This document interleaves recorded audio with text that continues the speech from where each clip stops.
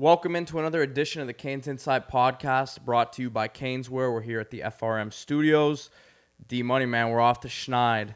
The last few weeks, I know, after the show, literally after, we press stop on the record, you're like, man, I need more energy. I don't like this. You really have been upset after these recordings, but I know you're excited this week. Yeah, I mean, I just haven't felt like myself. The optimism was gone. Just give me something. Give me something I can lie about. Just throw me a bone. So this was a little something. We got a light schedule coming up, although Duke, we'll talk about, is better than a lot of people think, but certainly a winnable schedule.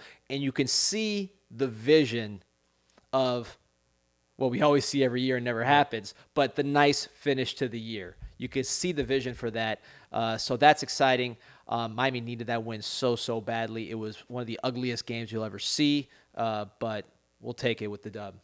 A lot of positives to take away from the offense, but still some of the things that have held them back. The running game with some issues. But Tyler Van Dyke, you're starting to see some signs of what we saw last year that had everybody so excited about his arm talent and what he could be. Yeah, I mean, the arm, he made some NFL-type throws from a velocity standpoint. The thing I looked with him is always confidence. Last year, the confidence before NC State and after, totally different. And I think you're seeing that here. Just the throws he's attempting. We mentioned it last week with North Carolina, the touchdown he threw to Parrish, sort of a backyard play. Last week against Virginia Tech, he had a play rolling left where he just threw a BB to Brashard Smith. Yeah. That was a third down, I believe. Big, huge play, and those are the kind of plays that he makes when he's feeling confident, when he's feeling loose, when he's trusting his arm. He's just kind of letting it rip. You could see it with those plays. And when he's doing that, he's also making the routine plays more consistently, and he's just letting it go. I mean, he looked really, really good, and I think the one takeaway you'll take from that North Carolina game, and then now you're seeing it continue, is Van Dyke looks comfortable in this offense. He's trusting himself more. And as the playmakers around him start to emerge, you could see an outline of an offense that could finish strong, not unlike 2016 with Brad Kaya and Mark Richt clicking. Well, and it's great to see guys like Jacoby Young now 2 weeks in a row. He came into a much bigger role this week. Brashard Smith, you mentioned him, and he's a guy that I've been high on. I know you've been high on. Coach Cristobal has talked about him a ton over spring ball and into fall. But it's good to see a guy like him who had some struggles early in the year kind of break out of that, because this isn't the NFL where they can go out and sign guys in the middle of the year. You have to find the guys within the roster. How big is it now to know that, all right, you have a couple guys who are emerging, a Frank Ladson, another guy who had the touchdown reception, has been a consistent guy for them at the receiver spot. To know you have some guys emerging, and then the return of Xavier Estrepo is not all that far off. Yeah, and you had a little Freudian slip. You said Jacoby Young. You meant Colby Young. Yeah, Colby Young. But Jacoby George is coming back soon, possibly this week. So you see the outlines of a real receiving core. Colby Young as your big X receiver that Miami's been missing. Jacoby George, maybe that flanker that can do a lot of different things, deep threat, run after the catch a little bit. And then Brashard Smith in the slot, Restrepo also going to be in the slot. And then we haven't even mentioned a Keyshawn Smith, who has been a consistent playmaker for this team as well. And one of the best kick returners in the country. Starting with Colby Young, because he's been the talk. People have been asking me, how did this guy not play earlier? What were these guys watching in practice? And I was at camp. I saw a lot of these practices. So I could tell you, he was not the Colby Young that you're seeing today. Now, some of that is he's a gamer, that's part of it. But more than that, he was playing slow. He came in very, very late. He was not someone who signed back in February or December. He signed really at the end, kind of like the old Butch Davis style where he'd bring guys in out of nowhere in the summer. Colby Young was like that. Came in out of shape. Not out of shape because of anything bad, just he missed the offseason. He was thinking about what he was doing, so he wasn't playing fast. Now you're seeing the speed pick up a little bit. You were seeing a little more twitch, but really his bread and butter is ball skills. He plucks the ball. He's got big hands. He's huge. He's the size of a tight end. And even, I like him a little bit even after the catch, more than I thought. I would be feeding him going forward nonstop. I mean, talk about a double-digit type target games. But some of that would be little screens because even though he's a big guy, you throw him those screens, he'll run someone over. He's finishing those runs, putting his shoulder down and running with some physicality and pad level that you like to see as a big guy.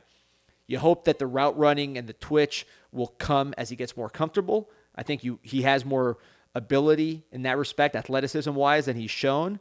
But even if he's just a jump ball, contested catch guy, in college football, that is extremely valuable. You saw USC for years, whether it was the Dwayne Jarretts, the Mike Williams, those guys who maybe weren't the best pros because they couldn't separate those really quick NFL corners. At the college level, you just threw it up and they were coming down with the ball. Right. So Colby Young, just from what he's shown, looks like someone who could be a true go-to guy. And he's got really, more than enough speed for the college level. And TVD wants to throw those deep balls 50-50. That's one of his strengths. He lets it rip. He throws a catchable ball that the receiver has a chance to make a play. Saw with Rambo how many times last year? That was his bread and butter. So now you got Colby Young who could do some of that. Brashard Smith, who you mentioned, he turned a corner in terms of just work ethic, focus, really locking in, and now you're seeing the results follow that. So that's a very encouraging sign. He can make big plays, as we saw in Ladson, guy who's always been a very good worker, smart guy, catching the ball more consistently. So the playmakers are starting to come together. Jaleel Skinner, somebody who we talked about in the preseason pod, he's not going to be the guy that's going to be like your Jason Witten, always getting open quick and catching sure-handed 8 yards, 5 yards. He'll drop some, and he's not going to be the quickest guy to get open, but down the field when those strides start coming, he can make big, explosive plays, which are unusual at the tight end position. The run game, I mentioned at the open that it's been, inconsistent. A lot of that is just the struggles up front with the offensive line. What can they do to kind of fix this midseason? Because, again, it's like it's not like the receiver position. I think it's easier for guys at a receiver position to step up. But the offensive line, I think, has become a glaring issue for this team. Well, start with the injuries on offense. Restrepo is a receiver. That's not going to affect the run game. But you have Elijah Arroyo, who's your best blocking tight end, your best tight end, period, in my opinion, although Mallory played unbelievable. Mallory got hurt during the game. 3 offensive linemen now with Zion, Justice, and Ja'Kai Clark. And then really one of the most valuable players on the team, we've learned, one of the best players on the team, Henry Parrish. When he's out, it makes a big difference. Jalen Knighton Rooster, he's capable of making big plays if you get him in space, which we have been able to do this season, really, aside from that wheel route against North Carolina. But as a runner, 3.9 yards a carry, that's what he was last year. That's kind of what he is. That's what he was as a freshman. I think it was 4.0, but, on the low end. He's just not a runner. That's not his game. He doesn't have the bulk, and he's not the most elusive guy. He's someone you get in space and let him use his athletic ability to make big plays. Parrish is the runner of that crew, and we miss him sorely. I think you were on the message boards during this time. Maybe you weren't, but the message boards used to just go insane with debates over Chaney, Knighton, and Parrish. And I was one of the guys saying, listen, those 2 guys are great. Parrish or Chaney and Knighton, explosive guys. The best runner is Parrish. This is at the high school level. Right. He's the guy that's carrying the load. He's the guy that has the total package as far as the feet, the balance, the vision, maybe not the physical tools, but the true running back traits. Fast forward, is anybody arguing that Parrish is not the best running back out of those 3? I mean, you could say Chaney had an injury, but Chaney wasn't running this consistently as Parrish has. I think, on the field. There's an argument to be made, at the next level, how the league will see each of those 3, right? But at the college level right now, obviously that it's shown to be what it is. Yeah, with size and speed down, the other stuff plays up more, and that's what Parrish brings to the table. So we miss him really badly, in my opinion. Your man from Columbus, and I think his return is going to be a huge boost to the running game immediately. So let's flip over to the defensive side of the ball. That D-line continues to be the strength of this team. I go by teamrankings.com, which takes away FCS when they're doing their statistical rankings. If you look at number 1 in the country in sack rate, which is the amount of dropbacks that result in sack, that's Miami. Number 1 in Power 5 in total sacks, the more traditional measure, that's Miami. So, and then run defense, I believe Miami is 8th in run defense. They're top 10 in run defense as well, and very efficient in terms of stopping the run, yards per carry and also total yards. So this defensive line is doing it all. There's a lot of players that I think will be playing on Sundays, maybe not the first round Jalen Phillips, Greg Rousseau types, but guys who will be making a living playing professional football. Akeem Mesidor at 3.5 sacks, plus he had another one that was taken off the board. He is really coming into his own. And when he's in a matchup where he's not going against these behemoth offensive linemen, he's going against guys closer to his size, he's too much with his hands, with his effort, with his ability to string together moves, with his instincts as a former linebacker.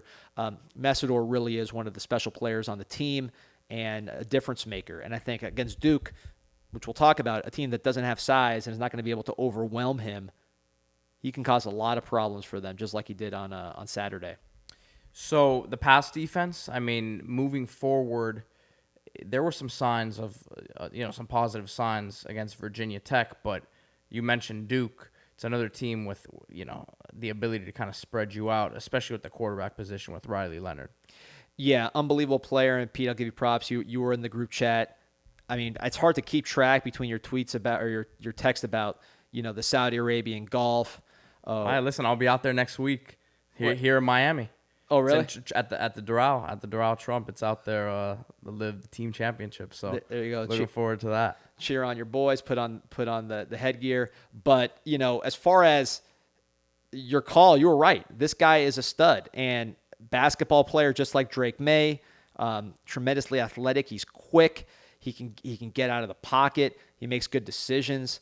This is a kid who was the Mr. Basketball in the state of Alabama. Had legit opportunities to go play at a high D1 level basketball. Very intelligent kid from what I've heard.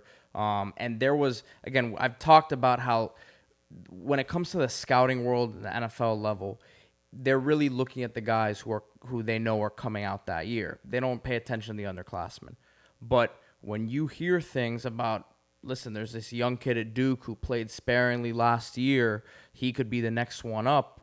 It was like, okay, he has, like you said, the basketball background, all the athletic ability in the world, and you go to play quarterback at Duke, you're a smart kid. So he's got it all, and he's put up some good numbers this year, but the numbers are not going to exactly blow you away the way that it did with Drake May. But if you turn on the tape, he can hurt you in a lot of different ways. Yeah, I talked to someone from Miami this week, and excluding Van Dyke, who's their own quarterback, they said the top two quarterbacks in the league, hands down, Drake May, Riley Leonard. Those are the top two guys, and very similar.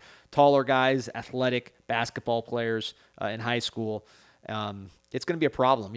Duke as a team, they remind me a lot of Appalachian State, just in terms of they're not going to have a lot of size, but they have speed. They have guys that are faster than our guys on their team. They can make big plays against us, which has been a weakness, particularly in the air.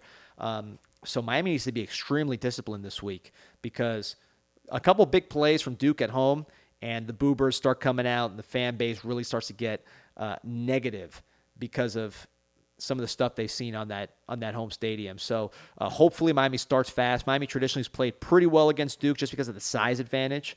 Duke's looked terrible the last few years. It's amazing how quickly they turned it around. But Miami needs to come to play because Duke is certainly capable of beating them. And the good thing is Miami watches that North Carolina-Duke game on tape. They played them tough. I mean, they were until the last second they could have won. So if Miami's watching that game on tape, knowing what North Carolina can do, they're saying, "All right, this is a legit team. We can't." Well, I don't think this team should take anybody lightly now. But like you said, it's fresh in their memory. Absolutely, and one thing that's really interesting to watch with Miami going to this Duke game and coming out of the Virginia Tech game is if you watch Virginia Tech game, I saw Jaleel Skinner making big plays down the field. I saw Isaiah Horton make a catch. I saw Colby Young make multiple huge catches. I saw Jakari Brown, who they call the Heartbreak Kid. And I'll give you credit on that one. You called that earlier in the season. They call him the Heartbreak Kid in Valdosta, Georgia, and he laid some sweet chin music in the hole when a linebacker came and tried to meet him, unblocked, ran him over, got the first down, first play of his career, really, as far as meaningful plays, and then had the long run afterwards. I'm really, really impressed with that kid. And you watch Hendon Hooker for Tennessee. Jakari Brown could do all those things and more, in my opinion. and he's improving quickly. He's got a great attitude. People gravitate towards him. He's tough, as you saw in those runs. He works hard. Sharp kid. Huge arm, although he's learning to be more accurate. That will come with time and work on his fundamentals and his footwork and his balance. But I'm a huge Ja'Carri Brown fan, so throw him into the mix. So Ja'Carri, Skinner, Young, Horton. On the defensive end, Wesley Basaint had the opening, really tone-setting hit on the kickoff. Also had a hit that they called a penalty on. They took it back when he just knocked someone out, basically. Nigel Lee Kelly playing a ton of snaps. Look at the trend here. All of these guys were players that Cristobal basically either locked down or added to the class when he came in. Ines Cooper got snaps at guard, meaningful snaps at guard, rotating with Logan Sagapolo.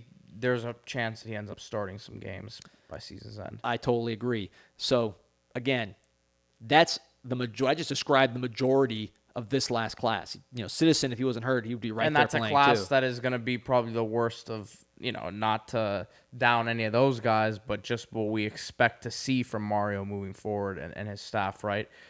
This is not going to be anywhere near the overall influx of talent that we hope that he brings in. Right, but it shows you evaluation because he said, here's what I got from Manny, here's who I'm going to keep, here's who I'm going to drop.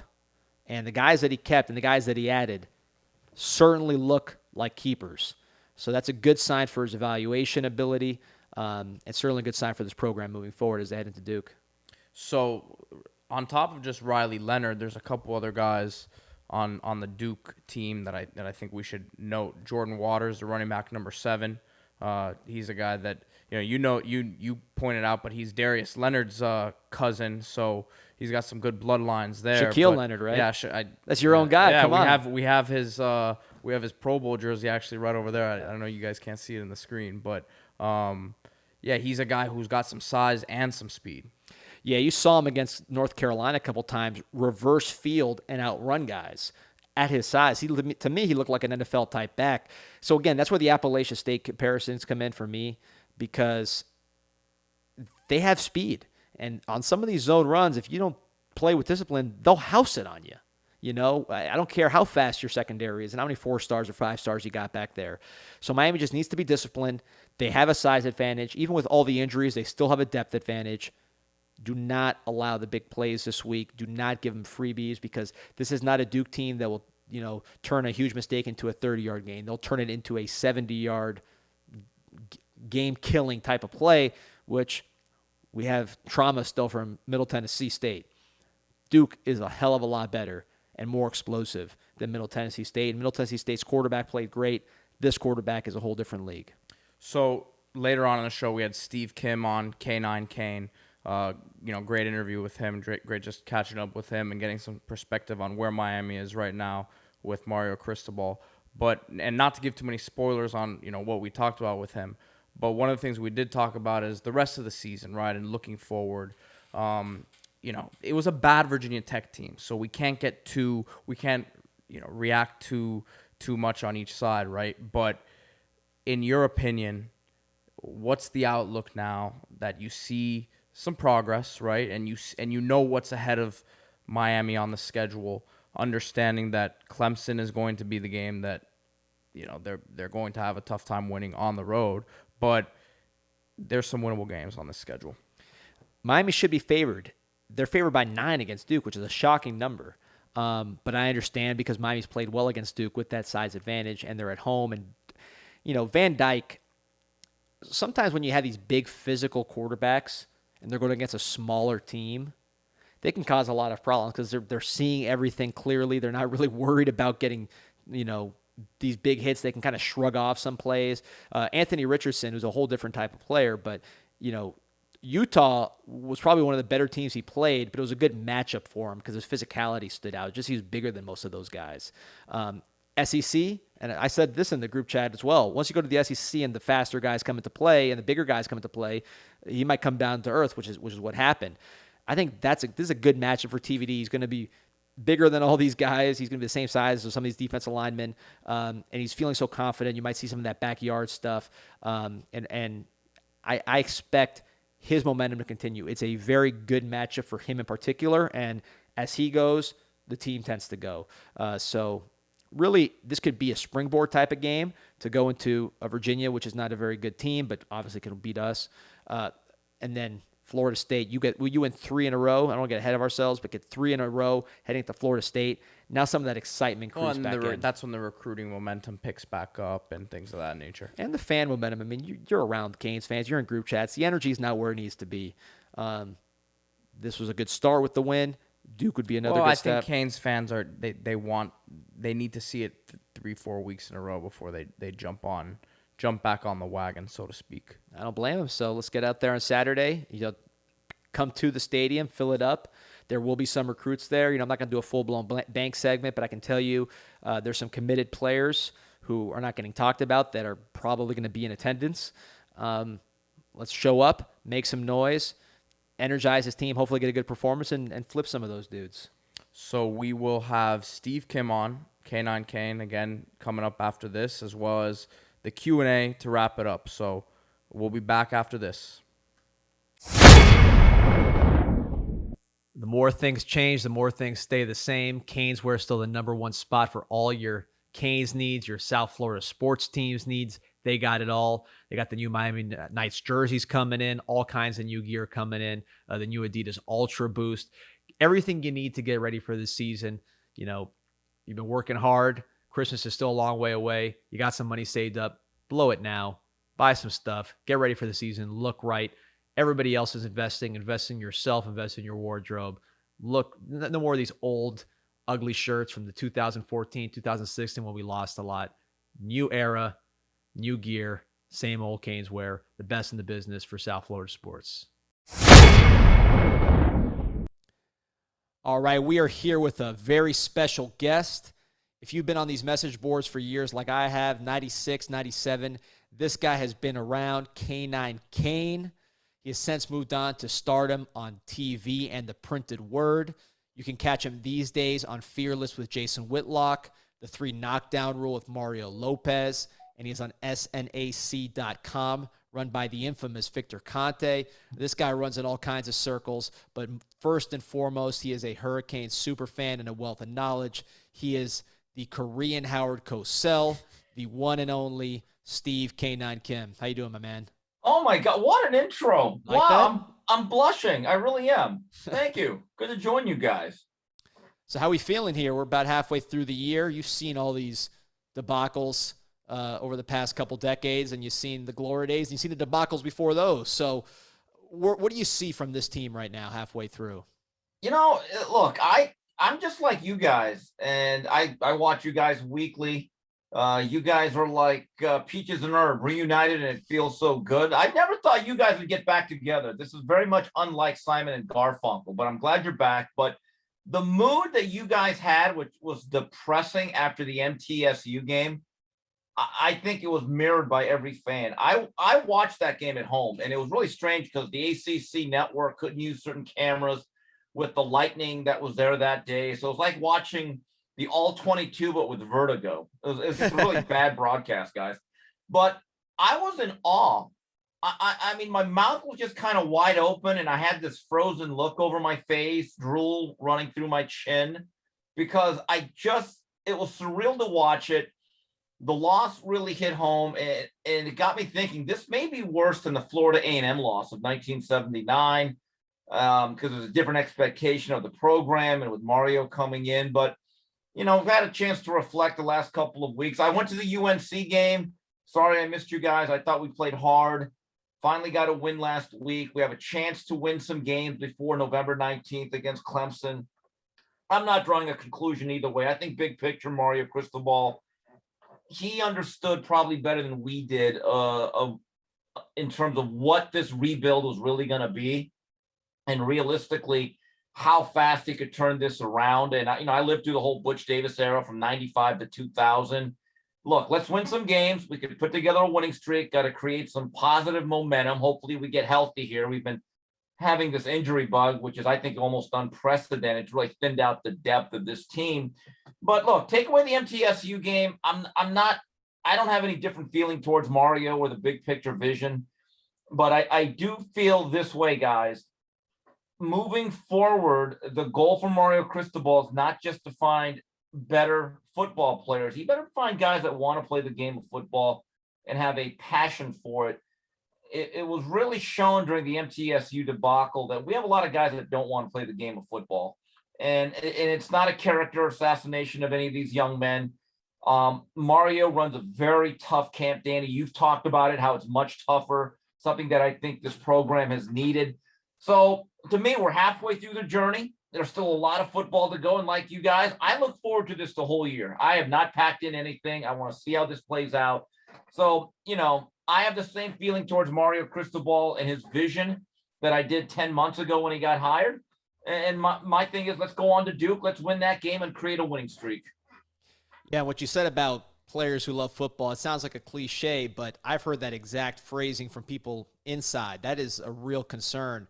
And someone inside that you know very well, Alonzo Highsmith, a friend of yours, I'm not going to ask for any state secrets or, private conversations, but just big picture. What do you think his mindset is in terms of this project that he has undertaken here at the University of Miami? Alonzo was a pragmatist, and he's a football guy. People, a lot of people thought of him, or the perception was that, well, he's an ex-player or he's an ex-jock. But you have to understand, for the past 25 or so years, he's been a football executive. He's been in management. He's been in the board meetings. He's been in draft rooms. And, he's another set of eyes. And I get the sense that he's very realistic about where the program is. I remember last year, Danny, you were part of a group of boosters and fans. We actually had a conference call with Alonzo right after the Michigan State loss, where there was kind of a meeting where Alonzo wanted to address the fans as he was still in Seattle. And he said something that was really interesting. He said, I've been around every program. I've traveled on behalf of the National Football League, various organizations that I've worked for. I've been to Iowa State, and they said 5 years ago, their athletic director said, we're going to be a real football program. That's I think right when they got Matt Campbell. And Alonzo said, I can't see it. And Alonzo said, you know what? Look at them now. They're a respectable football program because they invested into it. I remember he told us that UTSA, the program that hired Larry Coker to begin their run, he says, I look at their facilities and I'm like, Miami doesn't have this. So he probably has a greater understanding of the infrastructure that needs to be set alongside Mario, and also the type of athlete that we need to bring forward coming in. I get the sense that Alonzo didn't think this was a 12-0 roster like some of our fan base on CIS. Yeah, obviously it's one thing to look at stars and blue chip ratio, but the players don't always reflect what the rating is. As you know, you lived through that Coker era. You're the first to coin the Coker Country Club, and we saw all that. So last time you had Pete asking you questions, we sounded like we were coming through a ham radio. Now we're in the first round. I was gonna say this is not Steve's first appearance. It's probably his like fourth or fifth on the podcast. Except it's hugely upgraded. You know what you now. guys are? You guys are like that garage band. You're like Kurt Cobain, and I was on with you in 1988 as you're in the garage. Now you guys are selling out concerts with that fancy new studio, the logo in the back. Wow. By the way, Peter, you have the funniest tweets or the funniest posts on CanesInSight. I just love the way you drop in with the cryptic note and guaranteed 8 pages. It's unbelievable. And I always say we had to stir the people up before the big announcement. I don't know if that was the best strategy, but yeah. And every time I go, oh, great to have Peter, I get at least 30 downvotes. It's like clockwork. It's yeah. I don't know what to say. But week in, week out, we're just gonna keep putting these podcasts out, and I hope the fans enjoy them for sure. Look at that political answer. I've been working on him with that, working on those political answers. So. I'm listening to these NFL press conferences too much. There you go. But Steve, I had a question for you because you're out there in LA, and a lot of parallels are made when it comes to Miami and USC as programs in terms of the private school and the location and things of that nature. Obviously, Lincoln Riley's come in there and turned things around quickly. I think there was a bit of an expectation from Miami fans that with the quarterback situation, being as strong as it was, right? That Mario could come in and do some similar things. Obviously, that hasn't happened as quickly. But USC is not exactly a program that has had, a lot of, high level success in the last 10 years either. So you being out there, I mean, what are some of the things that you think Lincoln Riley's done maybe a little bit differently than Mario? And I mean, it just seems like he's flipped that roster really quickly. Well, he has. If you go by the sheer numbers, like, look, we have hit the transfer portal ever since it came into existence, starting with Mark Richt and Manny Diaz. Lincoln Riley made wholesale changes. I believe he brought up to 30 players. I think that's unprecedented. So you're flipping over at almost 1/3 of your roster. But here's the difference. And again, I give Lincoln Riley a lot of credit. And I don't mean this as any type of knock on Mario. The difference is Lincoln Riley is basically his own offensive coordinator, and he had the luxury of bringing in his quarterback. So right off the top, now you have a melding of play caller, system, and player with Caleb Williams, and you get to play in the Pac-12, which is basically a glorified 7-on-7 conference outside of 2 other teams. The issue that I think Mario's run into is I don't think right now, the way the current offensive line room is constructed, that we have the horses up front to run what he wants consistently. Maybe that happens starting next year with some big time recruits, and you could be more of a power running team. TBD, I'm just a little bit mystified over Gaddis. And again, I don't want to throw Gaddis under the bus, but I said this numerous times on CanesInSight. Gaddis's goal is not just to run his offense.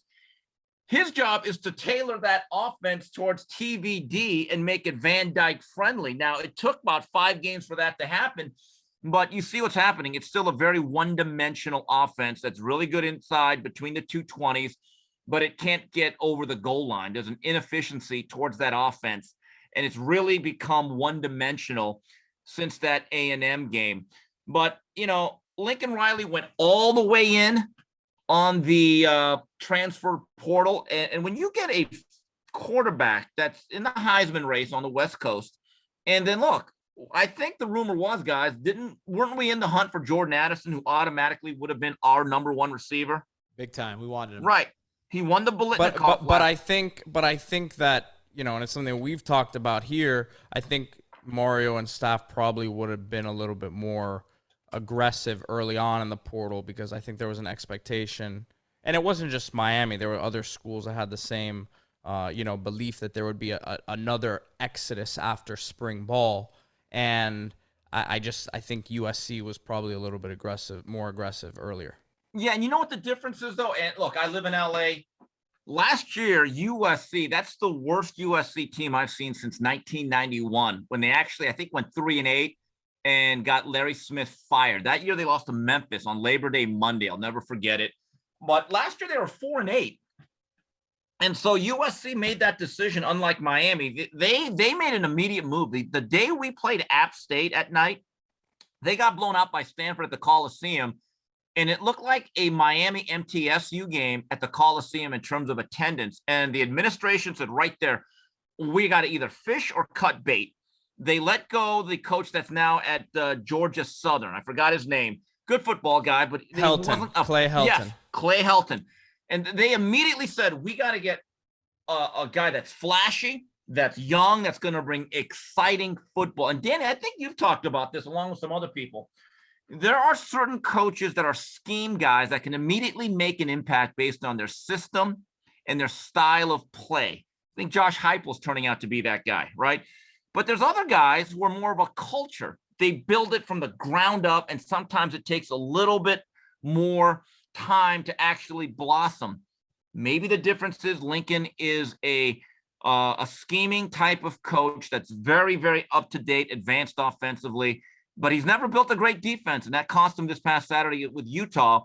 And maybe with Mario, it's more of a grassroots, holistic approach from the ground up, and where he wants to be more of a complete program on both sides of the ball. I'm not saying either approach is necessarily right or wrong, but sometimes you're going to get quicker results with one side more than the other. This is where I think Mario is going to face pressure, guys. You go all the way to Bob Stoops. when he won a national title at Oklahoma. That was his second year. Who's it? Urban Meyer, second year after a relatively bad year at Florida in 2005, won the national title. Urban Meyer at Ohio State, even though his first team at Ohio State was 12-0, they grinded out a lot of victories. But with that point forward, they took off. This second year is actually big for Cristobal because there's actually been a track record like Nick Saban from 2007 to 2008, marked difference. So sometimes we have to be a little bit patient, even though that's sometimes from a fan's point of view, that's very difficult. Definitely. Yep. Recruiting wise, you're out there on the West Coast, which is unusual for a Canes fan. Jaden Wayne from Washington State, Riley Williams from Oregon, Francis Mauigoa from America Samoa played some ball in California, Jaden Rashada, Bay Area. So a lot of West Coast kids committing to Miami, including last year as well, Cyrus Moss, Las Vegas, that area. Do you see that as something that's sustainable, or is that just left over from Cristobal at Oregon? Is there love for Miami out there on the West Coast? In my view, it's a little bit of both. Certainly Mario Cristobal, his recruiting prowess on the West Coast. The guys, last 3 years, he was beating USC to the punch consistently for top 100 players. That's not even a question. I think that's another reason why Clay Helton was really on the hot seat last year. Chip Kelly's the type of guy, he's going to recruit for his system more than stars. That goes all the way back to Oregon. It's just interesting about Miami, and I've told you this, guys, before. The Miami brand is stronger and more respected nationally in certain regards than it is locally. You ask a lot of kids from outside of Florida, and specifically Dade County and Broward County, what they think of Miami, and it still holds a lot of weight, that logo, and the history of it. And I've begun to think that, I think at least in the time being, till we get this thing rolling with Mario, that Cristobal is going to have to go nationally, win big, and then work inside out. I don't know if he could do this like Schnellenberger, because it's a completely different time where there is some doubt if anyone can ever really lock in the state of Florida like he did in the late 70s, early 80s. It's interesting, and I've said this before. When I wear my Miami gear, when I travel to fights, going on flights, taking drives, when I wear my Miami gear, no matter where I'm at, it's always a positive reaction. No matter how mediocre this program has been the past 15 to 17 years, there's a certain mystique and a respect for that U in the orange and green.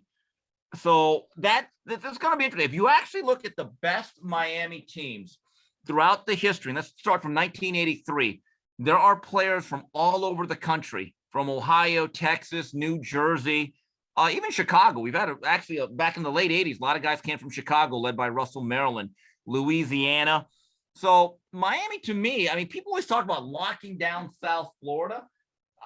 They may not be Notre Dame, but actually, if you look at the all-time Miami team and you're going to say, who's the best 85 players we could put together on a roster, one day I'm actually going to try to do this. I would think that about at least 1/3 of our all-time greats have probably come from outside the state of Florida. Yeah, no, absolutely. It's amazing that just the quarterbacks alone, they're all from that same county. If you look at Torretta, Ken Dorsey, and hopefully Jaden Rashada, I know, is from that area as well. So California quarterbacks been mostly some hit and miss, but that would definitely be a nice start to get that going. So before we let you go, Steve, just going forward, rest of the year, what do you want to see from this Miami Hurricanes football team? I said at the beginning of the year, Mario Cristobal had 2 goals: win every game you're supposed to and protect Hard Rock. Well, MTSU and UNC just completely washed that away. That's no longer possible. So now we got to readjust. Look, we're 3-3. If you look at the rest of the schedule, outside of Clemson, and we have to go to Death Valley, there's a reasonable expectation they could win every other game. And so there's still a lot of football to be played. And Duke is not an easy game. I actually think they're much improved. They have not gotten blown out by anybody. Mike Elko looks like he really has some positive momentum. They have a productive quarterback. And look, that's one of these 12:30 starts where we seem to sleepwalk through the first quarter and a half in front of 15,000 people. Just got to get through it. And look, let's see what we do against Virginia and some of these other games. Pitt, I think, is our last regular season game. Florida State, obviously. That should be a pretty good crowd. If we could just go out there in the remaining, 6 games and put together a 5-1 and start to recreate some of that momentum we had at the beginning of the year and continue to recruit, which is probably the one thing I'm not really worried about with Mario Cristobal, because I believe he's a relentless savage on the recruiting trail. But here's another thing we have to do, guys. We have to play entertaining football. We really do. Every time I watch our games, God, I don't want to say it's boring, but it's not as entertaining as other games. Like, guys, I'm like you guys. When I'm not in a Miami game, I park myself in front of my TV with 2 other screens, and I'm watching various games throughout the country. And the one thing that's noticeable is how fun and fast-paced these games are. USC-Utah was an incredible game. Tennessee-Alabama, one of the all-time great SEC contests. And all these other games with a lot of energy. And Miami's playing games where, think about it, guys. We played a really, really bad Virginia Tech team. I have not seen a Virginia Tech team this bad since the early 90s when Beamer was trying to rebuild that into a real program, which he did. Guys, we scored, 20 points on Virginia Tech. And I'm just telling you, a lot of these South Florida kids are fickle, and they look at that product and they ask themselves, and Peter, you've dealt with them. I'm sure some of them think like, wow, do I really want to be a part of that? I mean, honestly, Peter, doesn't it actually matter how you win to some of these kids? It does. I mean, look, I think we talked about this maybe a month and a half ago. Someone asked a question about how this, if the season was, it wasn't a month and a half ago, but it was early part of the season when they were struggling. And my answer was yes. Obviously, you want to have some positive things to point to, but at the same time, a great recruiter like Mario is going to flip the narrative and show these kids, look, this is the product that was on the field this year. We need guys like you to come in, and you're going to have a chance to make an impact very early. So, yes, there needs to be some, something to point to, like I said, but Mario's going to sell the opportunity more than anything. No, he is. And I will say this. when going back to Lincoln Riley, if you are an offensive player and you have NFL aspirations, especially if you're a skill guy and you want to put up numbers and win awards, you want to play in that offense. Right now, who wouldn't want to play in Josh Heupel's offense? I mean, literally, they put up the most amount of points on an Alabama defense in over 100 years without Cedric Tillman, who's their supposed number 1 receiver. And guys, there was nothing fluky about what Hendon Hooker did. And they're playing a style where their wide receivers are literally lining up a yard or two from the sideline. I'm thinking, I've never seen a spread be that spread out. And I look at our style and we're just running certain things. It gives me kind of some nightmares of what Mark Richt was running in 2018 with the mirrored concepts and really some of these things. I'm thinking, are we actually playing modern day football? Now, I think it's been a little bit better the past 2 weeks, but that's another thing I want to see. I want to see the offense grow and develop. But I do realize until we start getting in a better group of offensive linemen up front, we're not going to be able to have a full-fledged offense. Guys, I want to add one more thing. I was actually, I had to meet somebody before the UNC game. A lot of the tailgates were winding down, and I was by the recruiting lounge, which is right near one of the entries for the game, near the black lot. I'll say this, as I saw Magoa, I saw Jaden Wayne, I think I saw Riley Williams. Some of these kids being brought in look different from a physical standpoint, their body types. Francis may be one of the widest human beings I've ever seen. He's like a muscular refrigerator on legs. You cannot teach that. That is God-given. Jaden Wayne has length. Riley Williams, if that was him, because I know he's one of the tight ends, boy, he's got like a frame that you're like, geez, that's going to be an NFL frame. So that's what gave me hope as I'm watching these kids go up the ramp. They're checking in with one of our staff members. These kids are really physical specimens that I don't think we have been bringing in the past 15 years consistently enough. Steve, man, this is great. Memory lane. We've upgraded everywhere except on the field. Hopefully that'll come, I thought of you, that Texas A&M game, just how boring it was. It reminded me, it was like a Cuban boxer fight but they didn't win. Usually the Cuban boxer will at least win on points. It was that boringness without the win. So that I thought that of was you. like Yeah, that was a Guillermo Rigondo fight. Funny, guys. That fight was September. Okay, so that game was September 17th. It was the primetime game. I'm ringside at the Golovkin-Canelo third fight. And honestly, that fight was probably more boring than the game. So I'll be honest with you. So I have my laptop on. I have my ESPN app. I'm press row, but they didn't give us great seats. Okay, they wanted to sell the seats to all the rich folks. I get it. So I'm watching the game, and I'm really intent. And every time I peeked up to the main event, neither Canelo or Golovkin were punching each other. I said, you know what? I'm not missing much. But look, I've been through this, and I preach patience with a lot of fans. As someone that was there at Butch Davis's first game, it was September of 1995. We played UCLA. Yep. 3 points. And we got beat 31-8. And I'll never forget, that was a game where we ran that Stillwater offense of Larry Coker. It just looked differently after Erickson. I remember Earl Little muffed a punt at our own 2-yard line. It bounced off his face mask, bumped into the end zone. UCLA recovered it. It was 10-0. And I could just see our whole sideline deflate, and our team quit. And the next week, I think we beat Florida A&M. But when it really hit me that this was going to be a rebuild was when we lost to Virginia Tech for the first time that year. And I said, wow. There's no delusions of grandeur. And 96, I still remember, you may have been at this game, Danny, as a young kid. We played East Carolina at home after scoring the opening touchdown. We gave up 31 straight points. We lost 31-6 or 31-7 to East Carolina, and that wasn't the Jeff Blake team. In 97, when the bubble hit, when we hit rock bottom because we had no scholarships, guys got injured, and little Santana Moss is wearing a 48 jersey that looked way too big for him. I thought, wow, we're never going to go back. It's over. I've seen my last national title. And 3 years later, I thought we were the best team in the country, even though we didn't win it. So we have to be patient. And now with the transfer portal and the way the rules are set up now, I don't think Mario needs 5 years. I just think he needs the fan base to be a little bit more patient.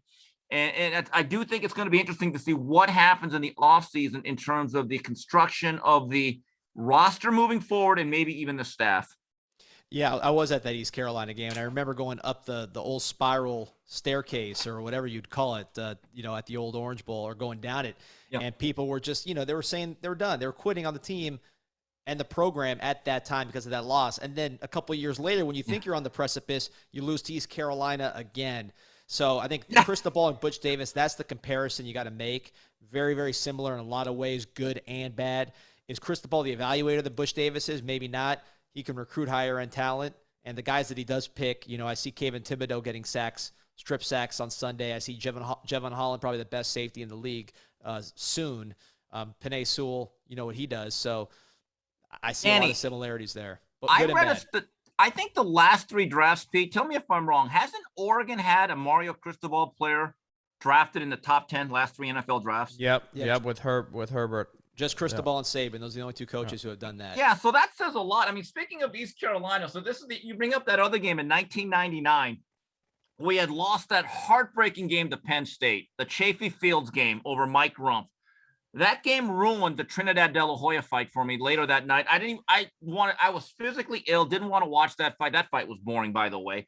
And I just kept thinking, wow, we're cursed. So the next week we play East Carolina, who went through this big hurricane. And I think they had to play at the neutral site field in Carolina. And we're up 24-7 in the middle of the third quarter. Then Kenny Kelly could not hit the broadside of a barn. And we blew that game. I think the East Carolina quarterback was David Gerard. Yeah. And if you go on the message board, and that was grassy.com at that point, Danny, you would have thought Butch Davis was never going to get this done. So I've been through this process. I'm not one of these people that think Miami never is going to win again. I think there's a newfound commitment. But look, you're growing a seed, and you're not going to have a great oak grow out of it within 6 months. It's just not realistic. I think we all got a little bit excited because there's a certain energy, but we have to give Mario time. It's going to take a little bit, I think at least a season or 2. I think he's still finding his way out about the Miami culture and what's currently going on with their high school programs. And he's got to figure it out. Like, does he want to play? See, the strength of Nick Saban is this, guys. He has evolved. If you look at the way he plays defense, which wasn't great last week, and you look at the way he's now a power spread team, where it's really based on the quarterback and throwing the ball. He wasn't always that way with Greg McElroy and the other guy. I forget what got drafted by the Bengals years ago, but they AJ McCarron. McCarron. Now it's about having getting into a shotgun or a pistol and throwing it all around, but still being physical up front. I hope that Mario can at least have the self-awareness to realize that if you're going to specifically recruit South Florida, we don't need to play football like it was played at the turn of the century. I'm with you, man. Well, Steve, this is awesome. Bringing the history and perspective as always. We will drag you back here sometime soon, hopefully after a win. And feels good, man. Reunited, like you said. Feels so good, man. Thank you, Steve. Appreciate it. Absolutely, guys. Have a great week. Take it easy. This week's Q&A is sponsored by Underdog Fantasy. Guys, they're trying to give you free money.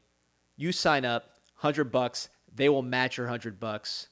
You get to do daily fantasy, legal in pretty much most states, certainly Florida, and you could draft fantasy teams. NBA season just started, so you want to get some drafts in there going on constantly. You want to pick over-unders on player performance. You could do that college football, pro football, NBA, MMA, you name it. All kinds of games available, and you could win real money. Just last week, I happened to go 3 for 3 with my picks. If you would have done that parlay, you get 6 times what you put in.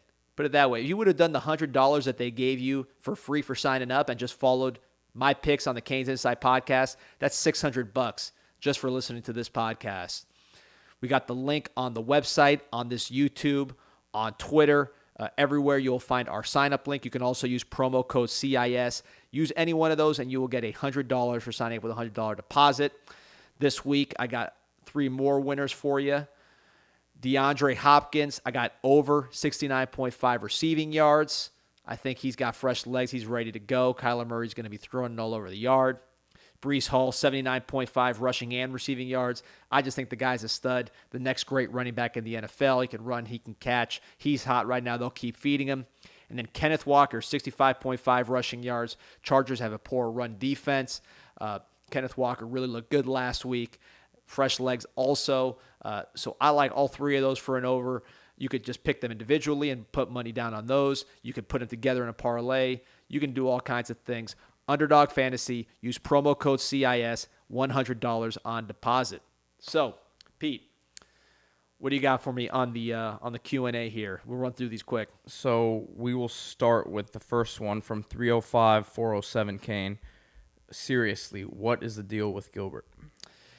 I think it's just a situation where him and the coaching staff just aren't meshing. Gilbert is a unique player because he's not necessarily physical like a linebacker. He's not fast like a nickel corner, like a Takori Couch, and he's not a safety. So where does he fit? In the right scheme, he's versatile. But if you don't have a spot for him, he's sort of an odd man out. I think the physicality part is what's keeping him off the field for Cristobal because he's not bringing that necessarily at the linebacker level. And you kind of want a fast guy like Takori Couch in terms of coverage because you run down the seam with one of these fast slot receivers. That's a big play waiting to happen. Takori Couch can run with those guys. Gilbert can't. So I think it's just not clicking. And I think Gilbert's still a good player in the right scheme. Whether it's at the next level, if he gets there, or if he goes to another school, I think he'll be able to produce in the right scheme. But the physicality, I think, is what's keeping him off the field because he's not going to give you the speed that Takori Couch brings you. The next one here from Seaway313. How many players/coaches don't return in 23? A lot. A lot is all I'll say. Both. Coaches and players, I think you're going to see a lot of turnaround. I think Cristobal is learning this team. I think he's learning this program. He's learning these coaches. It's a lot of learning going on, not a lot of familiarity. He didn't bring back, his whole staff with him and a ton of players that he knew about. So I think you're going to see a lot of turnover. I know you're going to see a lot of turnover. Those discussions are already starting, and we'll see. Next one here from Buck Danzer. Did Chase Smith not progress like we expected him to? We haven't seen him much at all this year. He's hurt. Unfortunately, a significant injury for Chase Smith. He's someone that people like. Great energy, great athleticism. It's a bummer to see him hurt.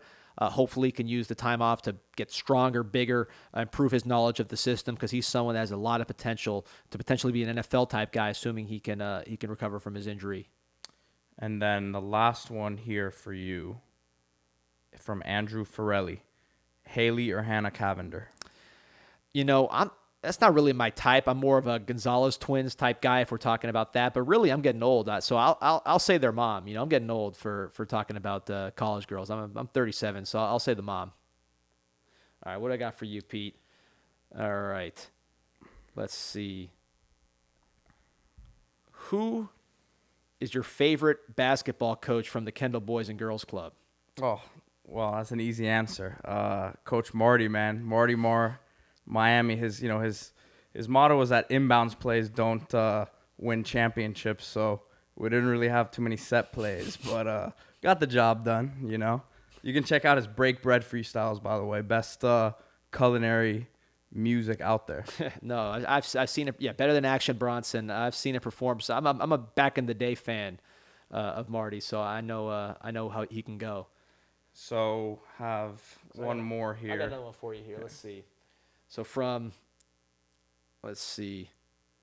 This is from my guy, Kansas Kane, a.k.a. Paul Erickson. And he wants to know 3 guys who, either by getting healthy or leveling up their play, are the difference between 6-6 and 8-4. First one easily is Zion Nelson, because, you still talk to people in the league, and he's, one of the higher graded draftable guys on this team, and it's at probably the weakest spot on the team. So he's, number 1 there.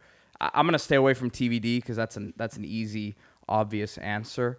Restrepo needs to get healthy too. So, I mean, he's an easy number 2 for me because, we expect him back in the next 3-4 weeks, right? But how's he going to perform when he gets back, and how quickly can he get back into game shape? And then on the defensive side of the ball, I'm going to say a guy who can level up his play, because we know how gifted he is, and I think the inconsistency has shown a little bit too much, is James Williams. He's a guy that can be all-world everything, but needs to tighten some things up. I know that Canes fans are still very excited about him, as they should be, but he can be such an X factor for this team moving forward. And if he can grow into this role that he has on the defense right now, I think that he's a guy that can kind of flip the narrative right now for himself. Yeah, I agree. I saw a lot of hate for James Williams coming out of that game, and sometimes these guys that are talented get an extra share of the backlash when the team doesn't play well. I'm still a James Williams guy. He's around the ball so much for a reason. There's a reason why he plays more snaps than pretty much anybody on the team. There's a reason why he makes so many tackles. And there's a reason why you don't see a lot of passes completed in his direction. His length is pretty unique. And he's a very smart player. People were calling him undisciplined. And, obviously the penalties and some of the tackling, he can get lower and just be more consistent, level up. That's part of the level up. But this is a guy who gets players lined up. He's not the one that's out of position. He gets guys lined up in the correct position. He's one of the smartest players on the team. I'm still a James Williams believer, and there's more to be done there with his game. I agree. We're on the same page there for sure. So Canes have Duke this week at the Rock. Let's see if they can make it 2 in a row and get things rolling in the ACC. I will be there. Canes fans, get out there. Get out from behind your computers. If you want to hate the team, hate them in person, but really make some noise and support, because we need it, because this is a huge game. And it's sad to say about a Duke game, but this is where we're at right now, and a win would go a long way. CanesInSight podcast here at the FRM Studios. We will be back next week, D. Go Canes. Go Canes.